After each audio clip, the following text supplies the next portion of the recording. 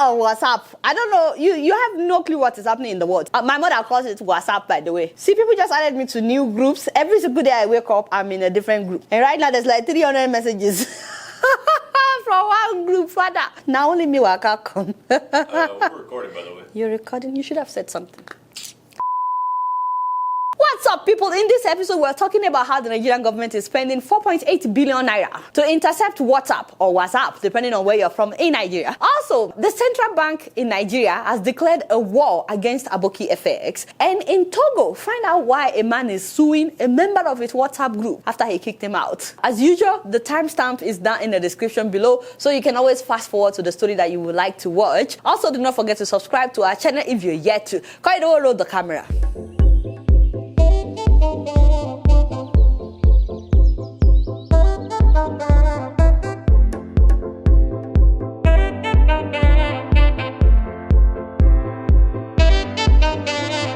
What's up, people? It's your girl Adeola. Guys, I have a good news on this episode. Please move closer. Nigerian government is going to do what some countries have tried to do unsuccessfully. I tell you, we're leading by example. Actually, they've been saying that they will do this thing since July of this year. You know, I had a baby in July. So I'm basically here to ask the Nigerian government, how far with your market? Have they done it? Ladies and gentlemen, Nigerian government announced in July that they would intercept WhatsApp in order to access, monitor, or block communications, including WhatsApp calls and chats. As in, that's amazing, because guess what? China has tried to saute, they were not able to do it, and so they banned WhatsApp in China. Also, the US has tried to, but they were not able to do it. This is because it uses end-to-end encryption. That's a technology that ensures chats can only be read by the sender and recipient and not intercepted by a middleman. But the Nigerian government is about to do it so that they will now teach America and China. Now, in case you guys are wondering why they are trying to spy on our messages on WhatsApp, it's not what you think. Oh, no, it's nothing like that. It's not like they're trying to spy on people or censor people or anything like that. No. They said, let me read what they said. They said that they want to do this in order to protect Nigerians from cyber crime and terrorism.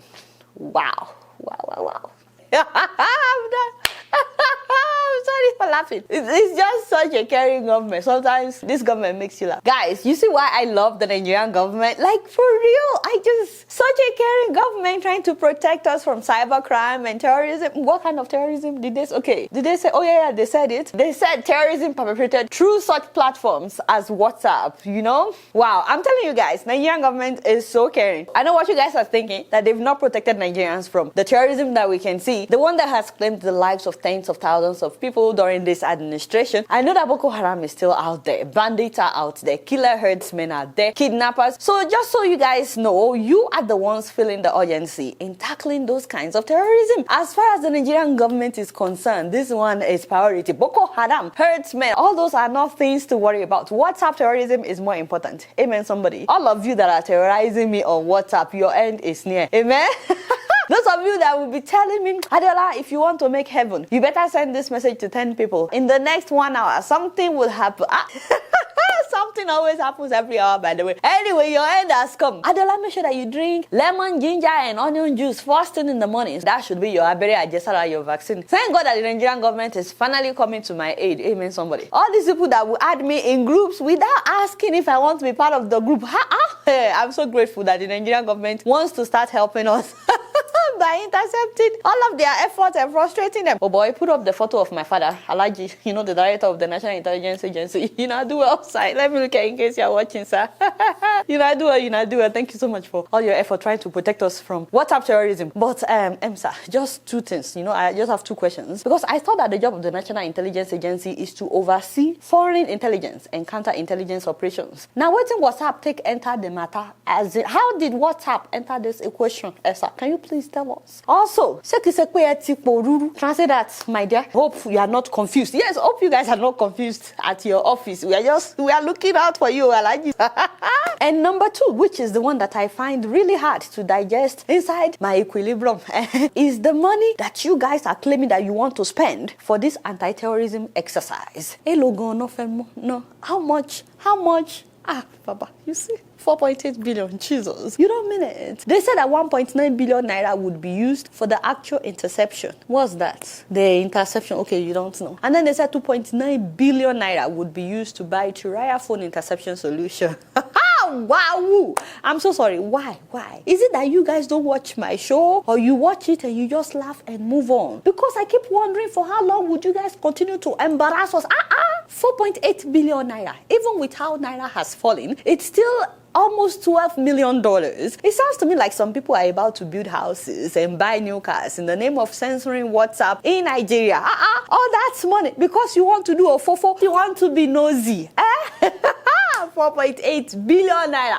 Hey, better Lord. Now to the cocoa of the matter. And the most important question, Esa, Alaji, the reason I'm doing this episode actually is to ask you how market. Because you announced this thing since July, August, September. We're already 2 months into your announcement. Have you been successful in intercepting WhatsApp? As my mother likes to call it. WhatsApp. Have you been successful in intercepting WhatsApp? Have you been successful? This 4.8 billion naira, are you just going to collect the money? Is all the money going into research, or you will actually do something? And how are you helping Nigerians? By intercepting WhatsApp, how will you help Nigerians? How would that help our market? Because Koyewa, we don't understand. And speaking of embarrassing us, both at home and abroad, you guys have been following how naira keeps falling. But did you hear that the Central Bank of Nigeria has declared a war against AbokiFX? Mr. Oniwinde, the owner of AbokiFX, is an illegal FX dealer. Between February 2020 and May 2021, he had inflowed and sold tens of millions of naira in FX to several Nigerian companies, and we'll find those companies as well. As in, Jesus. I'm sorry for laughing, Daddy, in case you're watching. Sorry, sir. You know, I can never laugh at you. Who am I? I'm your daughter. Now, for those that are not familiar with AbokiFX, this is a website that updates us on the naira exchange rate every single day, both at the black market and at the bank. By the way, naira used to be stronger than dollars. In fact, there was a time that 1 naira was $2 in the early 80s. Anyway, the central bank is now saying that the owner of this website is the one manipulating the value of naira, that he just writes whatever rate he likes, and so because of him, naira keeps going down the drain. So before I say anything, my dear, what are people saying about this? Harry Walk Tall says, a drowning man looking for who to clutch. Wow. Mr. Harry, seriously, are you talking to the central bank governor like that, my brother? You have no fear of God. How can you just act? Mr. Governor, in case you're watching, by the way, please, I beg, no vex, don't be offended, because he just opened his mouth like that. How can you just talk about my father like that? Amala Director says, AbokiFX, steadily putting them in the mud, showing their incompetence. But why, Nigerians? Why are you guys? It's like you never side with your government. I don't understand. Like every other country I know, people side with their government. Why is it that you are quick to side with the opposition party? The next comment is by Aminu Abdul Wahab, and he said, that is a complete running away from responsibility. Mr. CBN Governor, please do the needful and revive the value of our currency. Stopping AbokiFX is not the best strategy for regaining the value of naira. Oh, wow. Okay, thank you so much for your input, Mr. Aminu. But you know, my favorite of all the comments that I saw online is one by J Quest the One, and he says, where have they been all this while? Ooh, father, $1 million question. Was AbokiFX in the hiding? No, he was not. What happened? What has changed? How can an illegal FX dealer deal fearlessly and very freely all these years? Shame on you guys. Thank you so much, my brother. You see, that's exactly my point. AbokiFX has been in existence now for at least 7 years. So we've had at least 2 different administrations while the website has been updating every single day. What happened now? I agree that one person should never be the one dictating the naira rates, but you cannot tell us that you were not aware of his website all these years. We have been studying the activities of AbokiFX in the last 2.5 years. And what happened before AbokiFX? Because naira has been dropping steadily since 1972. So was he also responsible for all those years that naira has been dropping? Could it be that you were also benefiting? That is why you did not do anything all this? I'm just wondering and asking innocent questions. And now you're looking for someone to blame for our failing economy.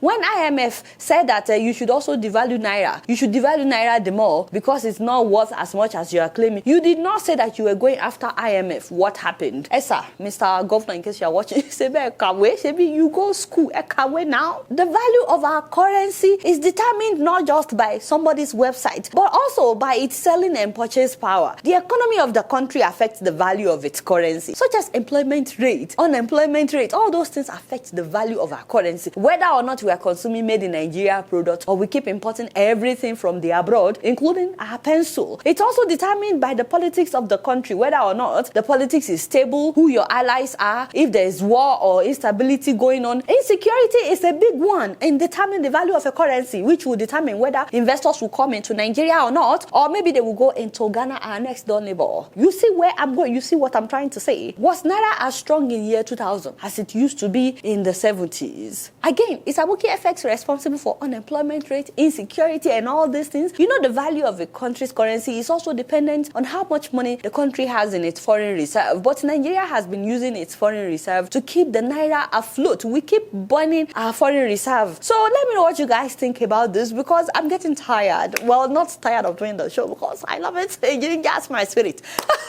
But I'm getting tired of the Nigerian government. Even my tired is tired. Ben, let me know what you guys think about this. You guys know I don't know much. Guess what? I'm just keeping it real. And speaking of WhatsApp, guys, I don't know what WhatsApp did to us in Africa. But moving on to Togo, my Togo. Ladies and gentlemen, this is one of those only in Togo story. I am so sorry, my Togolese people. I'm sorry. I know this is embarrassing. And this does not speak about the people of Togo. But this happened. And so we have to talk about it. Anyway, ladies and gentlemen, this past week, something happened. It was very, very dramatic. Something just happened right now. Thank you, brother Sisi. But a man in Togo has decided to sue a member of his WhatsApp group because they kicked him out of their WhatsApp group. They kicked him out of the WhatsApp group. So he's suing the person that kicked him out. Just to break it down for you guys. So there's a constituency in Togo called Ahepe constituency. And that constituency decided to start a WhatsApp group where they monitor sports. So it's like the people of that community, you know, discussing sports. It's just like gossip, by the way, you know, just talking about sports in general. So they added this man who's actually a member of parliament into that group. So everybody is talking about sports, you know, soccer and all that, you know, who won, who lost, whatever. So we don't know what led to what. All we know is that somebody insulted this member of parliament on the WhatsApp group and he got upset, and then somebody else kicked him out of the group. And so he was really upset, and so he decided to sue the person that kicked him out, not even the person that insulted him.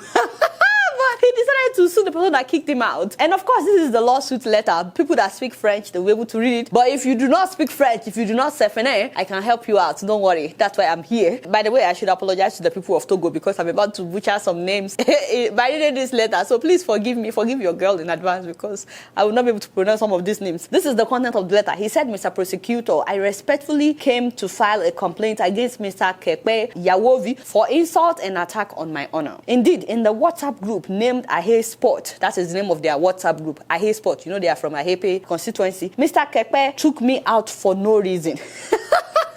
Following this, and at the request of another member to know the reason why I was taken out of the group. For real, this is why he sued somebody. To know why they kicked him out of the group. He said, Mr. Asainon called me a crook. That was the insult. And the following speeches prove that Mr. Pepe Yawovi is the main instigator of these defamatory remarks. I would like Mr. Pepe Yawovi to provide proof of these allegations that he's a crook, and that the law be applied in its rigor. In the hope that the complaint retains your attention and with my anticipated thanks, I ask you to receive, Mr. Prosecutor, my most distinguished greetings. Honorable Deputy Deseno Kojo. So that's the name of the man that sued somebody for kicking him out. I just want to say real quick that there's so much happening right now in Togo. Like, there's a lot of issues going on. I don't know, maybe it's not that obvious to Mr. Kojo, but there's a lot of things going on that he could actually sue. For example, he could just sue their president for refusing to step down. You guys are familiar with the politics of Togo. The father was president for 38 years, and the son has been president for like 16 years now. You see what I'm trying to say? So one family has been in charge of Togo for the last 54 years. Father and son have been the president for the last 54 years in the country of Togo. And this is what you are suing somebody for. With all the atrocities going on in your country, your president refused to step down. You cannot protest. People have been protesting all these years. Nothing happened. He didn't step down. But you're suing somebody for kicking you out of a WhatsApp group. I don't get it. I don't know. People's priorities,